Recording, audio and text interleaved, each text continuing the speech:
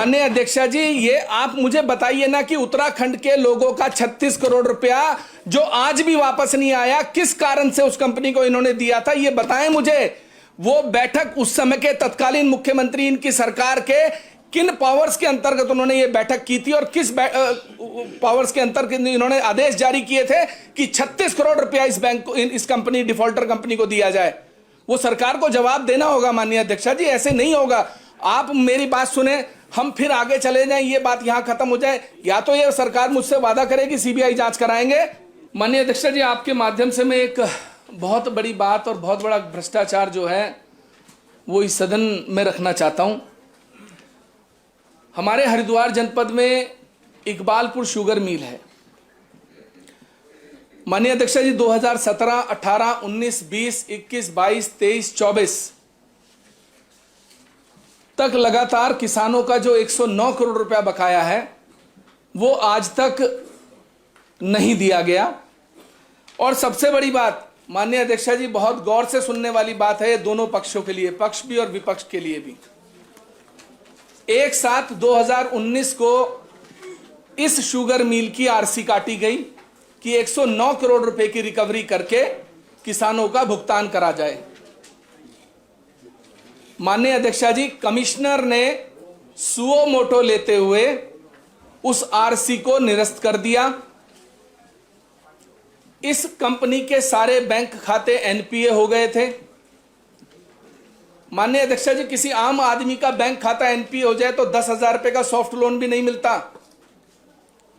तत्कालीन मुख्यमंत्री को एक ज्ञापन दिया गया बैंक की तरफ, इकबालपुर शुगर मिल के मालिकों की तरफ से 12/9/2019 को कि हमें एक सॉफ्ट लोन चाहिए।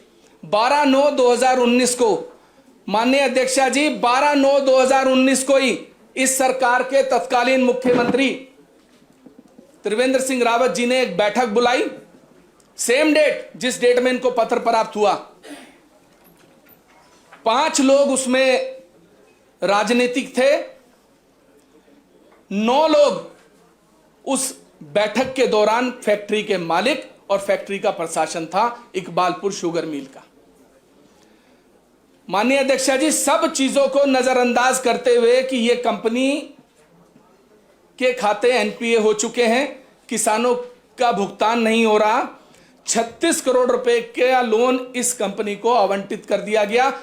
उत्तराखंड सहकारिता बैंक, जहां इनके खाते एनपीए हो चुके थे, उन्हें आदेशित किया गया कि 36 करोड़ रुपया इस कंपनी को दे दिया जाए ताकि ये किसानों का भुगतान कर सकें। माननीय अध्यक्षा जी, आप देखिए, उस बैठक में 5 पॉइंटों पर आदेश जारी किए गए कि 36 करोड़ रुपए का लोन डिस्बर्स होगा, वो लोन कंपनी को जाएगा, वहां से किसानों का भुगतान होगा। जो सीरा 70,000 क्विंटल सीरा जो कंपनी में है, उसे बेचकर जो पैसे आएंगे उससे भी भुगतान होगा।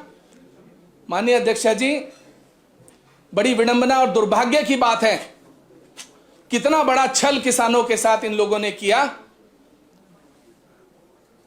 1 रुपए का भी भुगतान उस 36 करोड़ रुपए में से इन्होंने किसानों को नहीं किया। माननीय अध्यक्षा जी, मैं जानना चाहता हूं कि यह कमेटी की बैठक जो तत्कालीन मुख्यमंत्री की अध्यक्षता में हुई, किस अधिकार से हुई? इस लोन को देने के लिए कौन सी गारंटी थी? सरकार ने क्या खुद गारंटी ली थी? अगर सरकार ने खुद गारंटी ली थी तो किस अधिकार से ली थी? कौन से नियम कानून के तहत सरकार के पास ये अधिकार है कि वो बैठक करके किसी बैंक को आदेशित करेंगे कि आप इतने का डिसबर्समेंट कर दीजिए? माननीय अध्यक्षा जी, इकबालपुर शुगर मिल के किसानों की आत्महत्या करने की कागार नौबत आ चुकी है।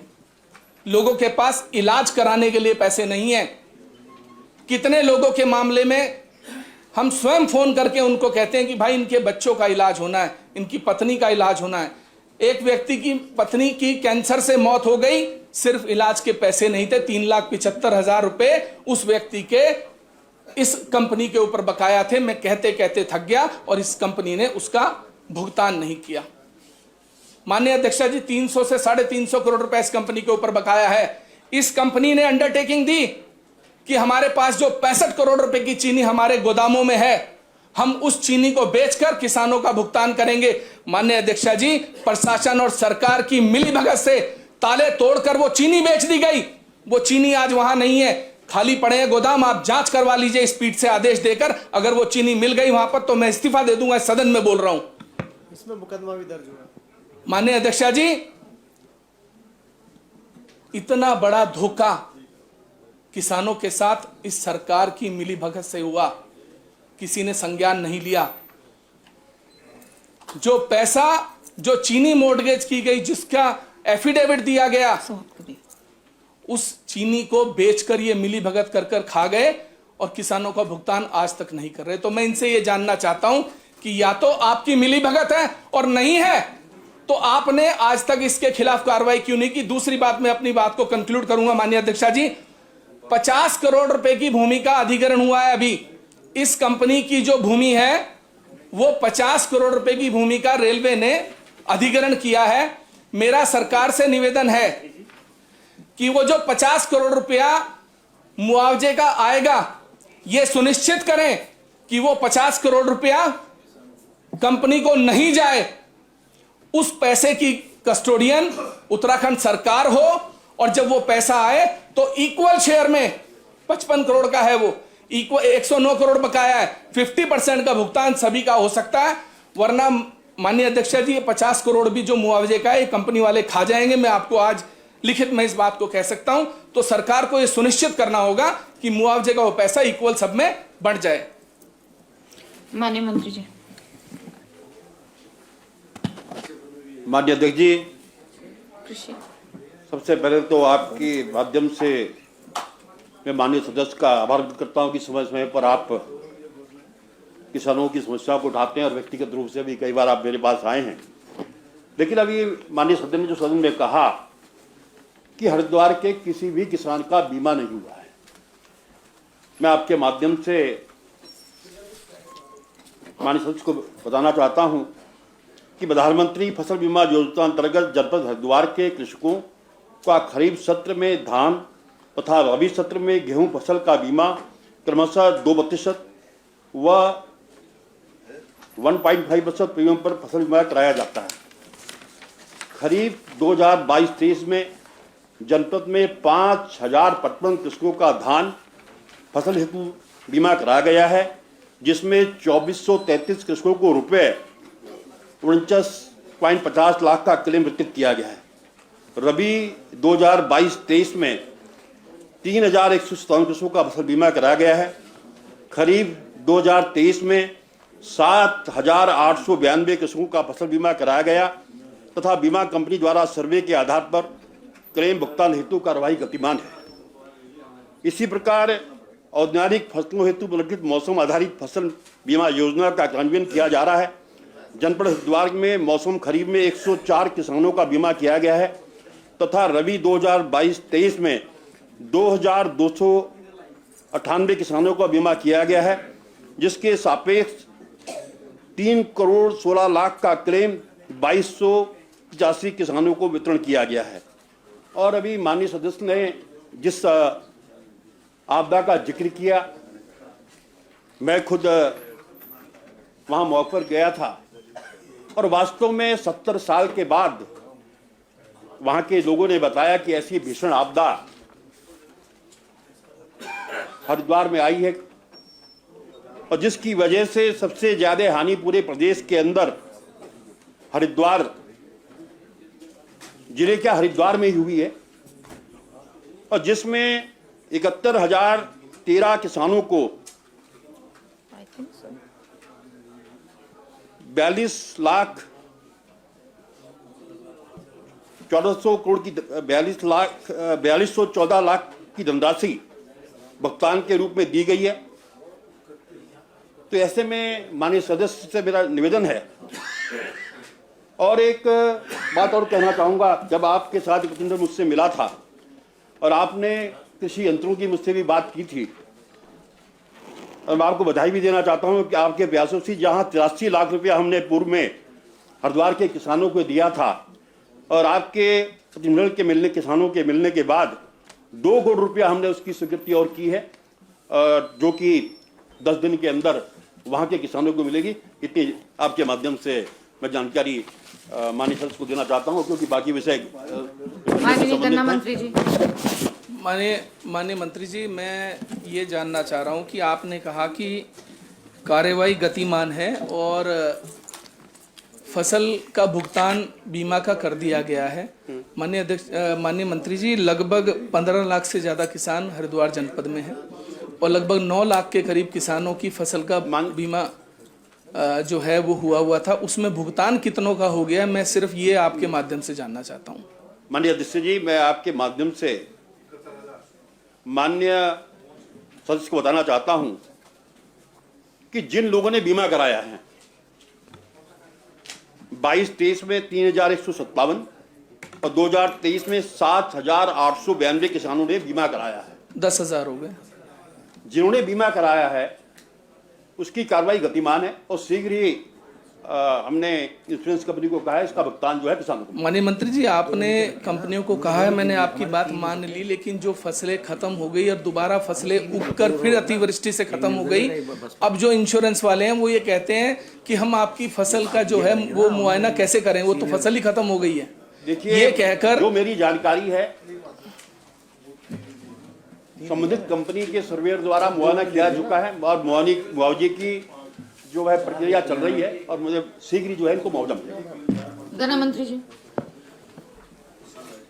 माननीय अध्यक्ष जी, नियम 58 में माननीय सदस्य उमेश कुमार जी के द्वारा आज किसानों की समस्याओं के बारे में और गन्ना किसानों के बारे में भी यहाँ पर चर्चा की गई है और कुछ वक्तव्य कृषि मंत्री जी ने दिए हैं। यहाँ पर मैं गन्ना किसान के बारे में आपको बताना चाहूँगा आपके माध्यम से माननीय सदस्य जी को कि हरिद्वार के हमारे गन्ना किसान हैं 4 चीज़ों से वो सबसे ज़्यादा प्रभावित होते हैं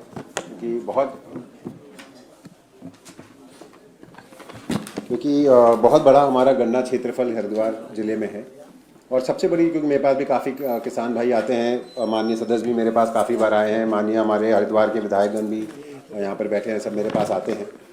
और 4 सबसे बड़ी समस्याएं जो गन्ना किसानों की थी, एक सबसे बड़ी समस्या जो थी वो गन्ना मूल्य निर्धारण की थी, जो सरकार ने इस बार हमने 30 जनवरी 2024 को कैबिनेट के माध्यम से हमने गन्ना किसानों के मूल्य में वृद्धि करी इस बार।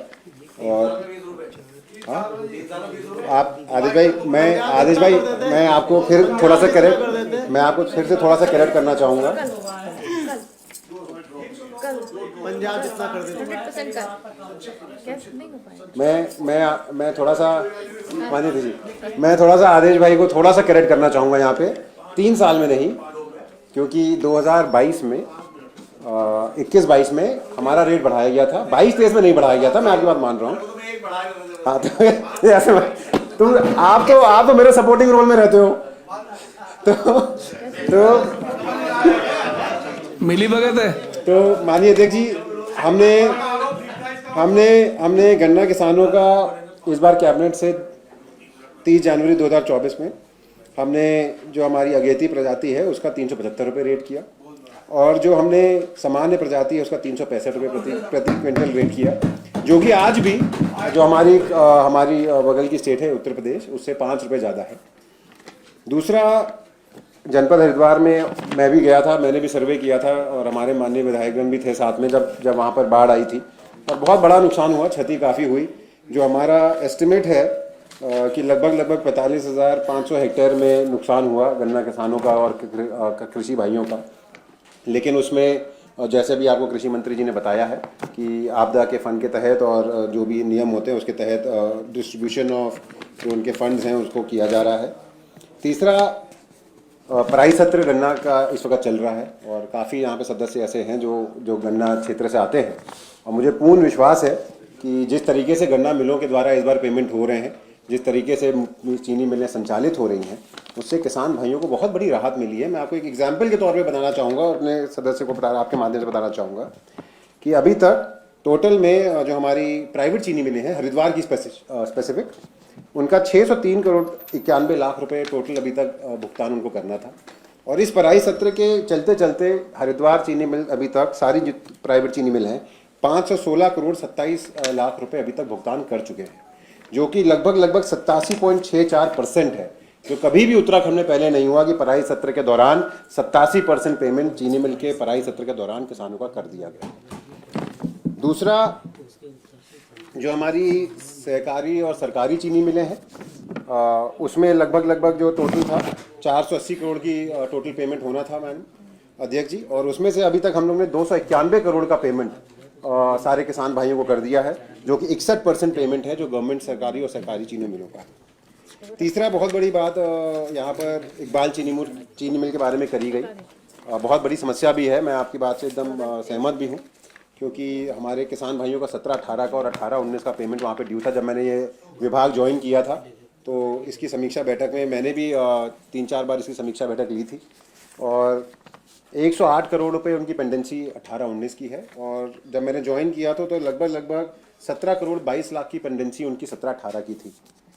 माननीय अध्यक्ष जी, हमने लगातार जो मैनेजमेंट है उनसे भी चर्चाएं हुई, जो हमारे अधिकारी हैं, हमारे डीएम हैं, उनको भी मीटिंगों को बुला के उनसे बात करी गई, और 17-18 का जो पेंडेंसी थी लगभग 17 करोड़ 22 लाख रुपए, वो हमने पूर्ण रूप से उसको क्लियर करवाया है इस सरकार के कार्यकाल में, जो पिछले सरकार के कार्यकाल में पेंडेंसी थी।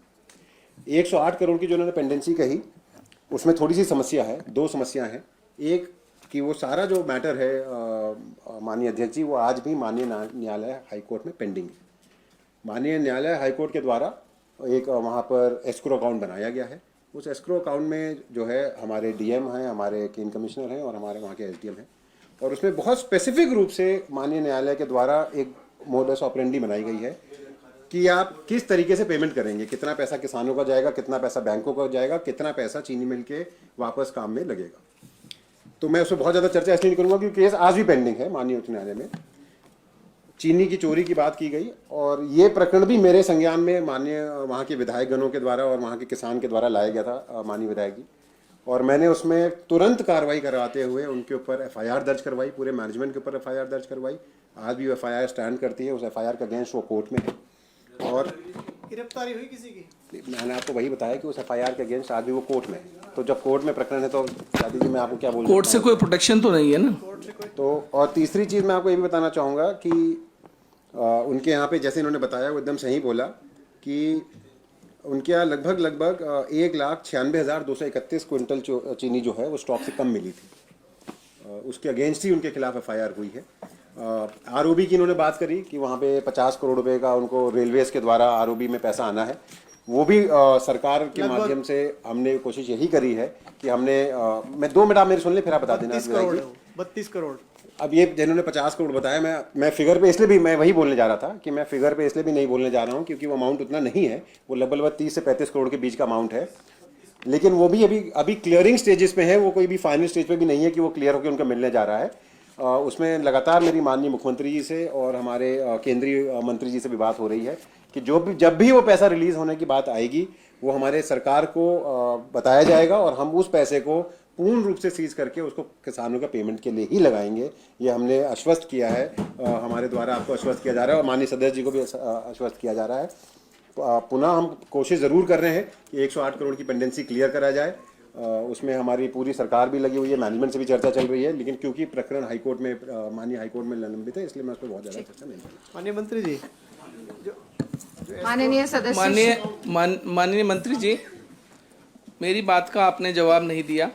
मैंने पूछा कि 1/7/2019 का जो आरसी कमिश्नर तत्कालीन ने निरस्त की थी और 12/9 को जो बैठक हुई थी, जिस बैठक में ये तय किया गया था कि उत्तराखंड सहकारी बैंक 36 करोड़ रुपया जारी करेगा, वो कमेटी किस पावर्स के अंतर्गत गठित की गई थी, किस पावर्स के अंतर्गत वो आदेश पारित किए गए थे?